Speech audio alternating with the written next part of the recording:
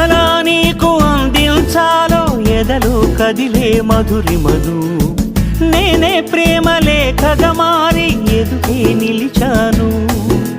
చదువుకుని బదులిదని చెప్పుకోలేవులే మనస, పదములతో పనిపడని మౌనమే ప్రేమ పరిభాష. తెలుపక తెలిపిన వలపొక వరమని కడలిగాలెగష. నిలవదే మది నిలవదే సిరి సొగసును చూసి, ఉలకదే మరి పలకదే తొలి వలపున తడిసి. దేవదాసే కాళిదాసై ఎంత పొగిడినా కొంత మిగిలిపోయేంత అందం నీది.